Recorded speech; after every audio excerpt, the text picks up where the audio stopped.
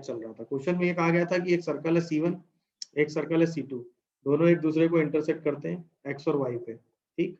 एक तीसरा सर्कल लिया गया C3 जिसका सेंटर है h, k, उसकी रेडियस है स्मॉल r।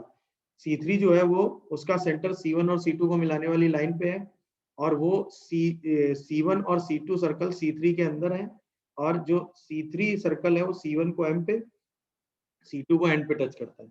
इसके बाद x और y को अगर हम आगे बढ़ाएंगे तो वो C3 सर्कल को Z और W पे कट करते हैं।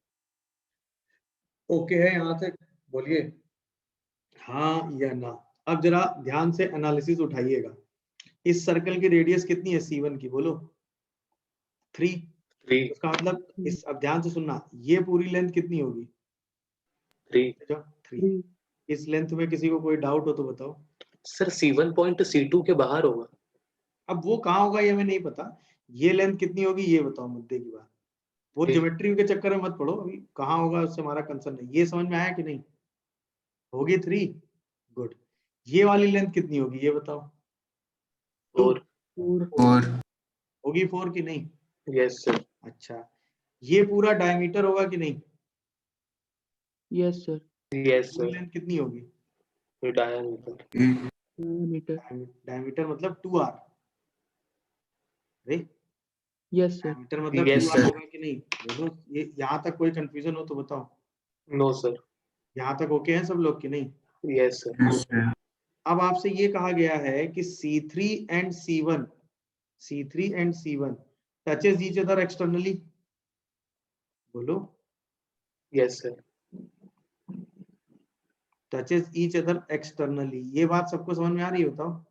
Yes sir. तो इसका मतलब अगर मैं आपसे C1 और C3 के बीच की डिस्टेंस निकालूं तो वो स्मॉल r माइनस 3 होगी कि नहीं ये बता दो। बोलो यस सर। ये पूरी लेंथ स्मॉल r होगी, उसमें 3 माइनस कर देंगे। अच्छा, आपसे कहा गया है कि C3 and C2 touches each other externally. बोलो सॉरी इंटरनली, यार इंटरनली टच हो रहा है ना? नहीं, ये समझ पा रहे हैं सब लोग कि नहीं ये बताओ मुद्दे की बात। तो अगर मैं यहां से C2 और C3 के बीच की डिस्टेंस निकालूं तो वो कितनी होगी बताओ, जल्दी बताओ। स्मॉल r माइनस 4 होगी? Yes sir. हाँ या ना? यहाँ तक किसी को कोई कंफ्यूजन या डाउट आ रहा हो तो आप मुझे ये बात बता नो सर। ओके हो? तो ये वाली लेंथ जो है वो हो गई स्मॉल r माइनस 4, ये वाली लेंथ जो हो गई वो कितनी हो गई? Small r minus 3। अब अगर हम किसी तरीके से स्मॉल r निकाल लें तो काम हो जाएगा कि नहीं बताओ? Yes sir. अच्छा, क्या हमें C1 C2 पता है? साइज। बोलो yes sir. C1 C2 length आपको पता है कि नहीं? Yes sir. कितनी है? साइज। Very good. तो अब बताओ 2r जो लेंथ होगी वो 3 + 4 + C1 C2 होगी कि नहीं? Yes sir. तो r की वैल्यू कितनी हो गई? 6। 6। हाँ या ना? जैसे ही r की वैल्यू 6 मिली हमें, तो अब जरा ध्यान से देखना, C1.00 है, C2 पॉइंट कितना है? 3,4, C3 पॉइंट ये है, C3 C1 यस कितना सर। है? 6 - 3, और C2 C3 कितना है? 6 - 2। तो ये रेशियो 3:2 आ गया कि नहीं बताओ? अरे हाँ। Yes sir. अब जैसे 3:2 आया तो h कितना आया? 9/5, और k कितना आया बताओ? 12/5। अरे हाँ या ना? बोलो। यस। तो पहला आंसर आपसे क्या पूछा गया? फर्स्ट वाला 2h2h + k कितना हो गया? 18 + 12/5 6। यानी कि फर्स्ट का जो ऑप्शन सही है वो P है। ये सबको दिख रहा है कि नहीं पहला आंसर? ये एनालिसिस समझ में आई? एक्सटर्नली टच, ये वाली लेंथ r कैसे निकली? r ये दिख रहा है, C1 C2 सेंटर पता है, लेंथ पता है, ये पूरी लेंथ 2r पता है, हाँ या ना? तो R6, एक बार r आ गया तो ये सारी लेंथ आ गई, एनालिसिस डन। यहाँ तक कोई कंफ्यूजन हो तो आप मुझे अभी भी बता सकते हैं। कॉमन कॉर्ड तो हम निकाल सकते हैं। What is C1? x² + y² - 9 = 0। What is yes sir. C2? x - 3 का होल स्क्वायर है क्या? Yes, sir. Y plus y minus 4 का स्क्वायर. और y -4 है क्या? Yes, sir. तो 9 और 4 16 16 Equal to 16. -16 मतलब 9। Yes, sir. देख लो सब लोग, क्या ये सही बोल रहा हूं मैं? बोलो, यही है? हाँ या ना? तो कॉड xy कितनी होगी बताओ? s1 minus s2 6x plus 8y equal to 0 क्या, या plus 18 -18? अरे हाँ या ना? मतलब 3x plus 4y minus 9 equal to 0। देख लो आराम से, कोई डाउट आ रहा हो तो बताओ। अरे हाँ No, या sir. ना? अब ये रहा सर्कल, बोलो। ये रही उसकी कॉर्ड xy, हाँ या ना? ये रहा सेंटर ओरिजिन, ये रही उसकी रेडियस 3। तो परपेंडिकुलर डिस्टेंस d निकाल के आप काम कर सकते हो कि नहीं बताओ? Yes, sir. वो क्या आ जाएगा? 9 9 by by 5. 5। तो यहाँ से xy की लेंथ कितनी आ रही है बताओ? 2√9 minus 81 9 by by 25. 5। हाँ या ना? इसको सॉल्व करो, कितना आ रहा है? 225 minus 81 कितना हो जाएगा ये? 144 by 5, 25. 144 by 25। मतलब क्या ये 24 by 5 आ रहा है? चेक करियो। अरे हाँ या ना? बोलो भाई, समझ गए सब लोग कि नहीं? Yes sir. अच्छा, अब दूसरा कुछ समझो बात। यही जो बड़ा वाला सर्कल है, ये उसकी भी तो कॉर्ड है, दैट इज ZW। अरे हाँ या ना? बड़े वाले सर्किल का सेंटर कितना है? अभी आपने निकाला HK, कितना निकाला है? 9 9 by by 5, 5, 12 by 12 5. by 5। अरे बोलो भाई, इसकी रेडियस अभी आपने निकाली है कितनी? 6। तो यहाँ पर भी आप परपेंडिकुलर डिस्टेंस डाल के D2 निकाल सकते हो कि नहीं बताओ? Yes, sir. अब ये D कितना आ जाएगा बोलो? 9 by 5 into 3, 4 into 12 by 5 minus 9 का मॉड by 5 कितना आ रहा है ये देखो जरा। 27 और 36, 48 एंड 27 और 45, 36 आ रहा है क्या? देखो, बोलो भाई, 6 आ रहा है क्या?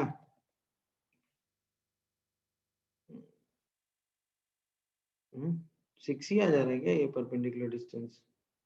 6 by 5 आएगा. अच्छा, 6 by 5 आ रहा है क्या? नहीं, 30 by 5 आ रहा है सर, ये 6 आ देखो। रहा है सर। एग्जैक्ट 6 ही आ रहा है मेरे हिसाब से तो, क्योंकि ऊपर से एक 5 भी आएगा ना। Yes, sir. 6 by 5 आ रहा है। अब बताओ, ZW की लेंथ कितनी हो गई? 2 times of root under 36 minus 36 by 25। क्या बोलते हो तुम लोग? Yes, sir. तो ये लेंथ कितनी आ गई? 12 2 root under into 24 by 25. 5 into root कितना? ओके, कितना हो गया ये? 24 by 25। अच्छा, 24 by Sir, वो 20। 6 आएगा बाहर. अच्छा, बाहर 6 आएगा और अंदर 24 by 25 आएगा। Yes, sir. तो कितना आएगा ये? 12 by 5 रूट 24। और Yes, इसको sir. सॉल्व करो तो 6 हो, 24 by 5 रूट 6। Yes, sir. हाँ या ना? अब आपको क्या निकालना था? XY by ZW क्या? नहीं, ZW by XY क्या निकालना है हमें? तो ZW by X. ZW by XY। क्या हुआ, आंसर आया कि नहीं ये बताओ? Root 6 sir. रूट 6 आया कि नहीं? अब बताओ इस क्वेश्चन में क्या दिक्कत थी बताओ? बोलो भाई, बस आप हिम्मत नहीं करते हो, बस यही तो वो है। सेकंड का आंसर क्यों हो गया? हिम्मत क्या करनी थी दिखा? बोलो। सीधा कॉमन कॉर्ड निकाल लेनी थी S1 minus S2, इसके बाद तो सीधा लेंथ ऑफ कॉर्ड निकालना था, लेंथ ऑफ कॉर्ड निकालना था, रेशियो निकाल देना था। हाँ या ना? कहाँ टफ था बताओ? टफ था। Sir, वो पहला Z पे सवाल, 90 डिग्री एंगल बनाएगा. ये तो 90 डिग्री बनेगा ही। अच्छा, ZW जो है वो लेंथ कितनी है? 24 by 5 रूट 6। हाँ या ना? अगर हम इस पॉइंट को D कह दें तो ZD लेंथ कितनी होगी? 12 by 5 रूट 6। अब बताओ, एरिया ऑफ ट्रायंगल MZN निकालना है, तो 1/2 ZD इंटू MN होगा कि नहीं बताओ? Yes, sir. 1/2 12 by 5 रूट 6 और MN कितना है डायमीटर? अरे हाँ या ना? बोलो भाई। Yes, अच्छा, sir. यहीं पे आओ जरा, एरिया ऑफ ट्रायंगल इसका MZW. एम जेड डब्ल्यू की लेंथ अगर हमें निकालनी है, तो अब हमें ये बेस लेंथ तो पता ही है जेड डब्ल्यू, अब यस हमें सर, हाइट सिर्फ भी ये पता है। वाली लेंथ निकालनी है, ये वाली लेंथ कितनी होगी बस ये बताओ सोच के, ये वाली लेंथ कितनी होगी, ये वाली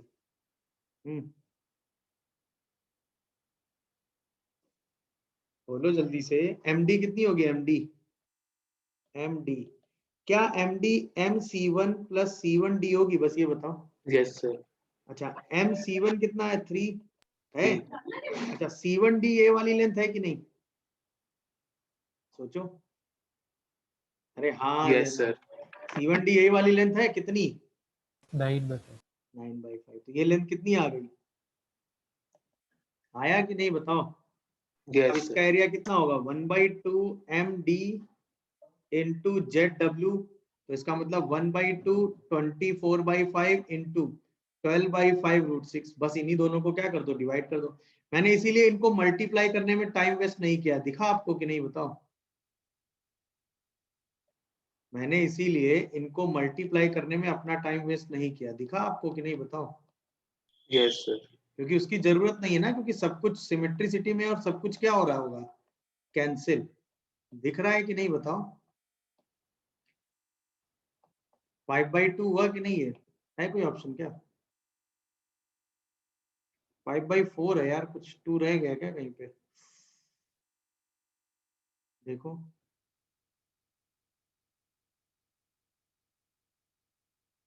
हाँ भाई यहाँ पे जेड डब्ल्यू रखना है ना, जेड डब्ल्यू तो इसका ट्वाइस होगा ना, तो आंसर 5/4 आ गया, है ऑप्शन में ना 5/4, Yes, sir. और थर्ड का आंसर आर सही हो गया।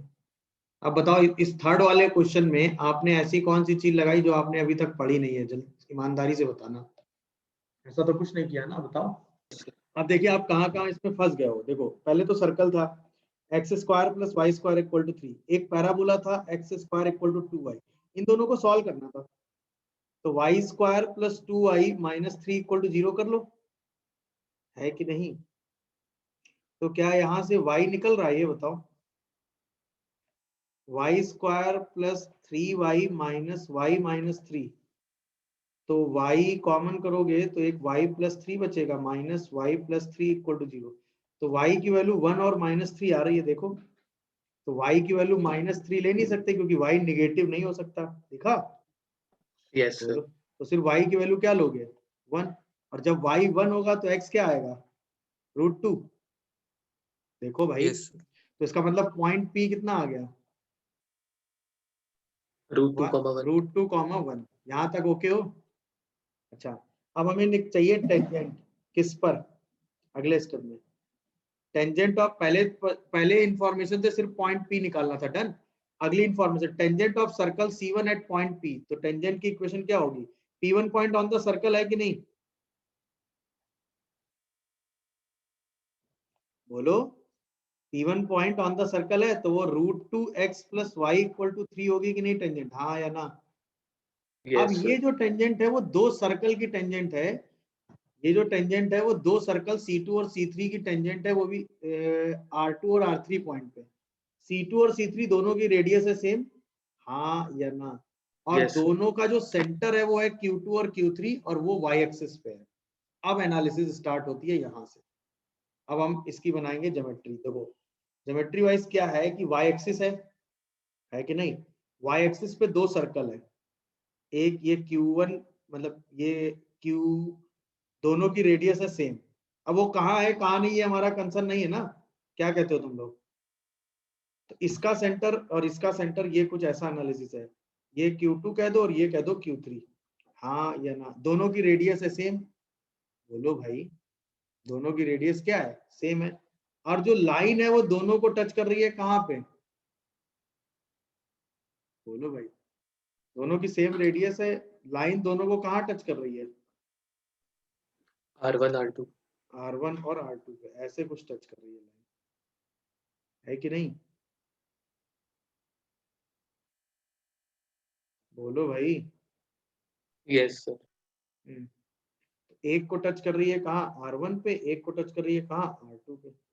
यहाँ तक कोई कंफ्यूजन हो तो बताओ। बोलो भाई। दोनों की रेडियस आपको दे रखी है कितनी, 2√3, 2√3 रेडियस सर्कल। समझ गए कि नहीं? अच्छा, इस लाइन की इक्वेशन दे रखी है कितनी, √2x + y = 3, है कि नहीं? Yes. और ये दोनों पॉइंट आपको दे रखे हैं कहां पर, बोलो, y एक्सिस पे, यही तो है।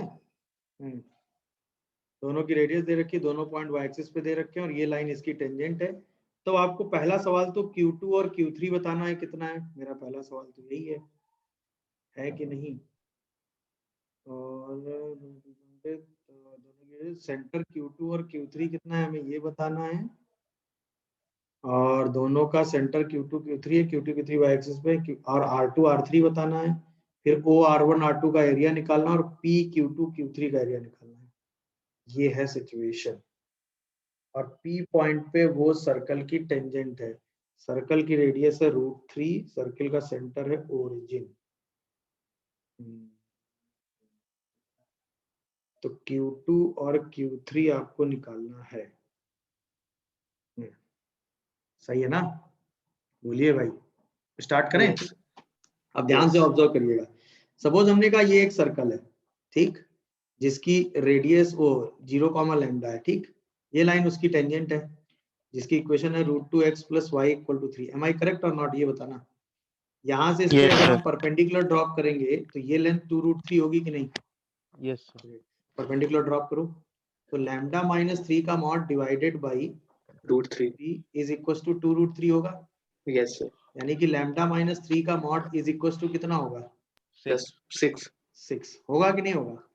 इसका मतलब λ - 3 कितना होगा? +/- Plus 6। minus तो 6. लैम्डा की वैल्यू कितनी होगी? 3 +/- 6। इसका मतलब एक रूट कितना आएगा? 9। दूसरा रूट कितना आएगा? -3. -3। My तो इसका मतलब Q3 और Q2 के बीच की लेंथ कितनी होगी?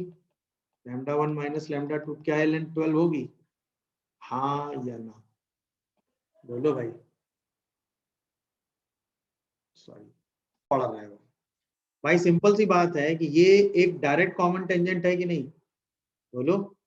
तो अगर हम डायरेक्ट कॉमन टेंजेंट की लेंथ निकालें R2 R3, तो वो लेंथ क्या होगी बताओ? बोलो। C1 C2 whole square minus यानी R1 कि minus R2 Q2 whole square. Q3 का होल स्क्वायर माइनस, हाँ भाई, रेडियस, यानी कि 2√3 + 2√3 का whole square. Am I correct or not, बताओ? Yes, हाँ sir. है ना? अब ये लेंथ तो अभी आपने निकाली 144, ये लेंथ कितनी हो जाएगी? 4√3। बोलो भाई, अरे हाँ या ना? 48 होगी कि नहीं बताओ? तो क्या ये लेंथ आप लिखोगे कितनी? 96। 96 का मतलब 4√6। तो क्या R2 R3 आप 4√6 बोलोगे, हाँ या ना? कोई इसमें डाउट रखेगा, बताओ? No, sir. तो इसका मतलब R2 R3 लेंथ भी सही है, यानी ये ऑप्शन भी सही है और ये ऑप्शन भी सही है। मेरी बात समझ रहे हो कि नहीं, बताओ? Yes, sir. गुड। अब हमें चाहिए O R2 R3 का एरिया। हमें चाहिए O R2 R3 का एरिया। बताओ भाई, O R2 R3 का एरिया बताओ। बोलो। हाँ भाई, हमें किसका एरिया चाहिए? जल्दी जवाब दो। O O मतलब R2 होल है R3. Yes, ना? sir.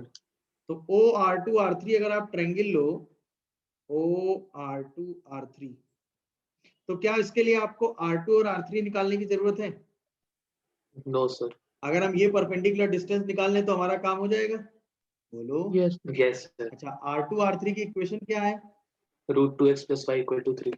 0 0 से इस पे परपेंडिकुलर डिस्टेंस डालोगे तो G निकल आएगी। √3. नहीं, 3/√3 ना, मतलब √3। Yes, sir. तो इसका एरिया कितना आएगा O R2 R3 का, बताओ? 4√6 × √3/2। M I correct or not? Yes, sir. तो ये कितना हो गया? 2 6√2। देखो, Yes, sir. है ऑप्शन में Yes, 6√2। sir. यानी ये भी ऑप्शन सही था, ये भी ऑप्शन सही था, ये भी ऑप्शन सही था। अब हमें P और Q2 और Q3 का एरिया निकालना है। अब हमें किसका एरिया निकालना है, बताओ? P Q2 और Q3 का, बोलो भाई। तो ये रहा Q2 दैट इज 0, -3, ये रहा Q3 दैट इज 0, अरे हाँ या ना, नहीं एक 9 है शायद ना, 0, 9, और ये रहा P √2, 1। तो क्या हम P Q2 और Q3 का एरिया निकाल सकते हैं, बताओ? अरे हाँ या ना? ये वाली लेंथ कितनी होगी अब बताओ? अरे √2, 1 ना। Yes. ये वाली बेस लेंथ कितनी है? 12। तो अगर मैं इसका एरिया आपसे पूछूं P Q2 और Q3 का, तो कितना होगा? √2 × 12/2, यानी कि 6√2। क्या दिया ऑप्शन में? 4√2। इसका मतलब आंसर कौन कौन से सही है? ए सही। A B C. अब बताओ, जब आपने इस क्वेश्चन का सोल्यूशन देखा तो आपको लगा होगा कि ये क्वेश्चन तो हम कर सकते हैं कि नहीं, बताओ? Yes sir. पैराबोला का जैसा क्वेश्चन में कहता गया मैंने वैसा किया। सबसे पहले पॉइंट ऑफ इंटरसेक्शन P निकाला, फिर टेंजेंट निकाला। इसके बाद एनालिसिस था कि दो सर्कल जिनका सेंटर y एक्सिस पे, उनको ये लाइन टच करते हुए जा रही है और हमें दोनों का सेंटर निकालना है। तो हमने कहा भाई जनरल एक सर्कल ले लेते हैं y एक्सिस पे 0, लैम्डा लेके, उसकी रेडियस 2√3 है। ऐसे दो लैम्डा है, λ1 λ2। तो इस इक्वेशन से दोनों लैम्डा निकाल लेते हैं। वही डिफरेंस ऑफ रूट हमें निकालना था, वहीं से डिफरेंस ऑफ रूट आ गया, λ1 - λ2 दैट इज 12। अब क्योंकि ये डायरेक्ट कॉमन टेंजेंट की लेंथ थी, तो R2 R3 तो हम आराम से निकाल ही सकते हैं डायरेक्ट कॉमन टेंजेंट की लेंथ का फॉर्मूला लगा के। क्योंकि हमें OR1 R2 का एरिया निकालना है, तो R1 R2 पॉइंट निकालने की जरूरत नहीं है, ओरिजिन है। ओरिजिन से सीधा R2 R3 पे परपेंडिकुलर डालेंगे, D मिल जाएगा, दैट इज हाइट। ये बेस इनटू हाइट बाय 2 लगा देंगे। इसके बाद P पता है, Q2 Q3 पता है, P पॉइंट y और ये y एक्सिस पे है, ये एज है, तो हमें सीधा y एक्सिस से डिस्टेंस उठानी है। ये √2 बेस हाइट फिर से लगा दिया सारा। तो क्वेश्चन सिर्फ ऐसा इतनी सारी इंफॉर्मेशन दे दी है कि आप उसको ही संभालने में कंफ्यूज हो गए, वरना question by calculation bye concept कहीं भी प्रॉब्लमेटिक है, ये बताओ? No sir. इसमें करना क्या है? सपोज ये एक सर्कल है, जिस सर्कल का सेंटर आपको दिया है 4, 4 और इसकी रेडियस भी मेरे हिसाब से 4 ही दे रखी है। 6 आएगी. 6 आएगी क्या? अच्छा हाँ, यस सर। 6 आएगी हाँ। अच्छा, एक सर्कल है जो इसको एक्सटर्नली टच कर रहा है और किसको टच कर रहा है? X axis. एक्स इस एक्सिस। सर्कल का सेंटर h, k मान लेते हैं, तो ये लेंथ कितनी हो जाएगी बताओ? Mod K. के। मॉड के। अच्छा, चूंकि इसको एक्सटर्नली टच कर रहा है कि नहीं कर रहा है, तो अगर मैं इसकी रेडियस r कह दूं, इसके सेंटर को C1 C2 कह दूं, तो C1 C2 is equal to r + 6 होगा कि नहीं, बताओ? तो r की Yes, value sir. C1 C2 - 6 होगी कि नहीं? बोलो। C1 C2 कितना हो गया? h - 4 का होल स्क्वायर और k - 4 का होल स्क्वायर -6। ये किसके बराबर हो गया? मॉड k के बराबर हुआ कि नहीं, बताओ? तो मॉड k + 6 यहाँ ले लो और इज इक्वल टू √h - 4 का होल स्क्वायर एंड k - 4 का होल स्क्वायर ले लो। दोनों साइड बस हमें क्या करना है? स्क्वायर करना था। नहीं समझे? बताओ। समझ गए सर. याद आया कि नहीं, बताओ? बोलो। देख लीजिए, कोई कंफ्यूजन आ रहा हो तो बताइए। तो दो केस थे कि नहीं थे? अगर डायरेक्ट आप बिना केस लिए सॉल्व करोगे तो डायरेक्ट लो। अगर k को हम पॉजिटिव ले लें तो ये आएगा k² + 36 + 12k is equal to h - 4 का whole square plus k² - 8k + 16। k² खत्म, तो ये आएगा h - 4 का होल स्क्वायर, बाकी सब एक तरफ ले आओ, 20k - 20। देख लो सब लोग। Yes sir. मतलब y - 4 का whole square equal to 20, oh sorry, x - 4 का होल स्क्वायर ना, Yes sir. Is equal to 20y - 1। ये पैराबोला है, तो आपको पता होगा यस सर। Yes sir. भाई। Yes, sir. ये तो आपने पढ़ा होगा ना, लोकस इज पैराबोला। बताओ भाई। तो एक आंसर तो इसका सही हो गया। अच्छा, k को आप निगेटिव भी ले सकते हैं, याद है आपको? बोलो। k को निगेटिव लोगे तब भी लोकस क्या आएगा, बताओ? So parabola. Parabola. तब भी लोकस क्या आएगा, बताओ? तब लिखोगे k² plus 36 - 12k equal to h - 4 का whole square plus k² - 8k + 16। k² अभी भी खत्म, इसका मतलब h - 4 का होल स्क्वायर अब कितना आ रहा है? बोलो। 20 20 minus 4k. 4k, सही है ना। तो अब आएगा x माइनस 4 का whole square equal to 20 minus 4y। अभी भी लोकस क्या है, इसलिए लोकस इसका पैराबोला है। अभी जब हम पैराबोला पढ़ेंगे ना, तब हम आपको इस क्वेश्चन को करने का एक शॉर्ट टेक्निक बता देंगे, जिसमें आपको कैलकुलेशन करना ही नहीं रहेगा, आप सीधा ज्योमेट्री देखकर बताएंगे कि ये लोकस पैराबोला होगा। बताऊं क्या, एक्चुअल में आपने पढ़ा होगा पैराबोला की एक डेफिनेशन होती है कि एक फिक्स पॉइंट से डिस्टेंस और एक फिक्स लाइन से डिस्टेंस कांस्टेंट होती है, याद आया। Yes sir. ये दोनों PF by डिस्टेंस PM. बराबर होती है, हो कि नहीं।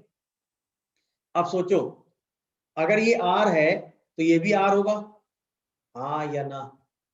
यस तो ये दोनों यहां से और ये दोनों डिस्टेंस सेम है। अच्छा, ये डिस्टेंस कांस्टेंट है कितनी, 6। 6. अगर हम इस लाइन एक्स एक्सिस के पैरेलल 6 यूनिट डिस्टेंस पे एक लाइन ले लें, 6 ले ली, तो आप सोचो इस लाइन से कितनी डिस्टेंस है इस पॉइंट की, r+6 इस R पॉइंट से plus कितनी डिस्टेंस है इसकी, R+6 इसका मतलब ये पॉइंट इस पॉइंट और इस लाइन से सेम डिस्टेंस पे है। यस सर, इसका मतलब ये पॉइंट हमेशा कहाँ लाई करेगा, पैराबोला। आप समझे कहानी क्या थी। आपको कुछ कैलकुलेशन नहीं करना था, बस इससे 6 यूनिट डिस्टेंस नीचे जाना था, क्योंकि ये एक्स एक्सिस फिक्स है तो 6 यूनिट डिस्टेंस की लाइन फिक्स होगी। अब ये फिक्स लाइन हो गई, ये फिक्स पॉइंट हो गया। एक वेरिएबल पॉइंट जिसकी एक फिक्स पॉइंट और फिक्स लाइन से डिस्टेंस सेम है, तो वो पॉइंट हमेशा कहाँ लाई करता है, Parabola. हम कुछ कैलकुलेट नहीं करें, क्योंकि क्या हमें पैराबोला की इक्वेशन चाहिए ना, हमें तो ये बताना है कि उस पॉइंट का लोकस क्या होगा। दिखा ब्यूटी, यस सर, सीधा कैलकुलेट कर दिया। बट अगर आप बाई कैलकुलेशन जाते हैं तो भी इक्वेशन आपकी पैराबोला आ रही है, अगर आपको उस इक्वेशन को यूज करना है तो आप पैराबोला यूज कर लेंगे। बोलिए, चलो फिर से पढ़ते हैं। देखो, दो सर्किल जिनका सेंटर C1 C2 है, उनकी रेडियस 1 है और उनके बीच की डिस्टेंस, सेंटर के बीच की डिस्टेंस 6 है। पहली लाइन सब लोग समझ गए, एक सर्कल C1 है, एक सर्कल C2 है, दिखा। दोनों के सेंटर के बीच की डिस्टेंस कितनी है भाई, 6। C1 C2, ये तो ओके हो यहां तक, बोलो। अच्छा, दोनों की रेडियस Yes. कितनी, 1 आगे बढ़ते हैं हम लोग। P be the midpoint of the line segment, अच्छा P इसका मिड पॉइंट है, तो इसका मतलब C1P और C2P कितना होगा, 3, हाँ या ना। यस सर, आगे बढ़ो। C be the circle touches C1 C2 externally, मतलब एक सर्कल C है जो C1 और C2 दोनों को कैसे टच करता है, एक्सटर्नली। एक्सटर्नली टच करता है, हाँ या ना। तो एक सर्कल है जो दोनों सर्कल को एक्सटर्नली टच करता है, तो एक सर्कल और बना लो जो दोनों को एक्सटर्नली टच कर रहा है, बन गया। बताओ भाई, ये रहा वो सर पी को भी टच करेगा, पी को कहाँ टच करेगा, कहाँ लिखा है, अगली लाइन में। तो टेंजेंट टच करेगा ना, पी को थोड़ी टच कर देगा। अगली लाइन में टेंजेंट के बारे में लिखा है, नहीं, बोलो भाई। Yes sir. Yes. Tangent. अब ये हो गया, अब आगे बढ़ते हैं। एक्सटर्नली टच करने वाला तीसरा सर्कल हमारे सामने बन गया है, क्या, C3 बन गया, सॉरी C। आगे बढ़ो, क्या कह रहा है, फिर कह रहा है the common tangent of C1 and C, C1 और C की जो कॉमन टेंजेंट है जो कि P से पास कर रही है, तो ऑब्वियसली P से पास करने Voice वाली नहीं आ कॉमन रही. टेंजेंट या तो ये होगी या ये होगी, नहीं, बोलो, आवाज आ रही। तो मैंने क्या कहा भाई, P से C और C1 की कॉमन टेंजेंट या तो ये होगी, बोलो भाई, या ये होगी, हाँ या ना। बट आगे Yes, कह sir. रहा है कि वो कॉमन टेंजेंट C2 और C की भी है, C2 और C की भी है, तो इसका मतलब ये वाली टेंजेंट होगी कि नहीं, बताओ। नहीं समझे पूरा खेल क्या हुआ, बताओ जल्दी से। यही वाली लाइन की समझ बात गए हो सर। रही है कि नहीं। यस सर, बस आप जैसे ये डिसाइड हुआ ये लाइन थी, बाकी तो काम हो ही गया ना। ये ए मान लो, ये बी मान लो। अब बताओ ये ट्रायंगल कैसा होगा, बोलो भाई। ये और ये एंगल सिमिलर है कि नहीं, ट्रायंगल बताओ। Yes sir. ये और ये लेंथ सेम है, ये और ये लेंथ सेम है, तो ये और ये लेंथ भी सेम होगी कि नहीं। यस सर, इसका मतलब अगर ए बी जो है कॉमन टेंजेंट है ऑफ सी एंड C2, तो AP इक्वल टू PB होगा कि नहीं। अच्छा, यस ये होगी कितनी कॉमन टेंजेंट, ये दोनों सर्कल एक दूसरे को एक्सटर्नली टच कर रहे हैं, हाँ या ना? तो इसकी कॉमन टेंजेंट कितनी होती है? 2 root under r into 1 by 2। तो इसका मतलब AP और PB रूट r होगा कि नहीं ये बता दो। Yes sir. अब तो क्वेश्चन कहीं से भी कर लो। ट्रायंगल C1AP में आ जाओ। C1P का जो स्क्वायर होगा वो AP के स्क्वायर और C1A के स्क्वायर के बराबर होगा। C1P का स्क्वायर मतलब 9, AP का स्क्वायर मतलब R। बोलो अरे हाँ या ना? Yes sir. और ये वाला स्क्वायर मतलब 1, तो R की वैल्यू 8 आ रही है कि नहीं? हाँ या ना जवाब दो। देख लो कोई कंफ्यूजन आ रहा हो तो बताओ। नहीं समझे No, कहानी क्या हुई और क्यों हुई, यही काम क्यों किया? बोलो। जैसा क्वेश्चन में कहा था बस हमने वैसा ही करते चले गए, बाकी तो क्वेश्चन में कुछ था ही नहीं। और ये सिमिलर ट्रायंगल होते ही, ये तो आपने पढ़ा ही है। और चूंकि ये सिमिलर है, क्योंकि ये रेशियो 1:1 है, ये भी 1:1 है, तो ये भी 1:1 होगा। तो ऑब्वियसली ये दोनों लेंथ सेम होंगी, तो ये लेंथ रूट r हो गई, क्योंकि ये पूरी लेंथ 2 रूट r है। नहीं समझे कहानी? बोलो। अब इसके बाद ये राइट एंगल ट्रायंगल लगा दोगे, सीधा आंसर आ जाएगा। देख लीजिए क्वेश्चन एकदम आसान था, बस ज्योमेट्री हल्की सी समझनी थी और वो आप आराम से समझ सकते थे, कोई दिक्कत थी नहीं। इसी की रेडियस आ रहा है, ठीक है। अभी ठीक है, चलो और बताओ। बोलो। चलो पहला स्टेटमेंट चेक करो जरा। कह रहा है कि L1 is chord of C। सही है ना? तो C सर्किल का सेंटर कितना है बताओ? -3,5 -3,5। और इसकी रेडियस कितनी है? 30√37 माइनस p। 9। नहीं P कहाँ से आ गया यार? 9 + 25 - 30 कुछ भी मतलब है। √13 है देखो। Yes sir. अब L1 अगर C की कॉर्ड है तो जो परपेंडिकुलर डिस्टेंस होगा वो कितना होगा L1 पे? वो होगा आपका -6 + 15 प्लस P - 3 का मॉड डिवाइडेड बाय √13 होगा कि नहीं होगा बताओ? तो इसका मतलब D1 जो है वो क्या होगा? R1 से छोटा होगा। बोलो। तो D1 लेंथ होगी mod of P + 6। Sir R1 2 आएगा। R1 Yes, 2 sir. आएगा। अच्छा R1 2 आएगा, चलो ये बात सही बोली। ये √4 आता है, ठीक है ना? तो ये लेंथ किससे? 2 से छोटी होगी, होगी कि नहीं होगी? तो इसका मतलब P + 6 की वैल्यू -2 से 2 के बीच में होगी। तो क्या P जो है वो -8 से -4 के बीच में आएगा? चेक करना जरा कैलकुलेशन। सर D1 में √13 भी तो है सर। ओहो अच्छा हाँ यार, यस सर। √13 मिस कर गया मैं ना। तो ये P - 6 सही लिखा ना, ये 2√13 कर लो आप, सही है। बोलो भाई। तो यहाँ से यस P सर। की वैल्यू सीधा लिख दो क्या? -6 - 2√13 से -6 + 2√13 के बीच में। अभी ठीक है देखो। Yes sir. हाँ अच्छा, ये तो हो गया L1 कॉर्ड है। अब आगे का एनालिसिस करना है। कह रहा है कि L2 जो है वो डायमीटर नहीं है। बोलो। अब अगर मैं आपसे कहूं कि इफ L2 इज डायमीटर, हाँ या ना? तो कंडीशन क्या होनी चाहिए? कि C1 लाई ऑन L2 होना चाहिए, हाँ या ना? इसका मतलब -6 + 15 + P + 3 0 हो जाना चाहिए। मतलब P की वैल्यू कितनी हो जानी चाहिए? 12 -12। बोलो।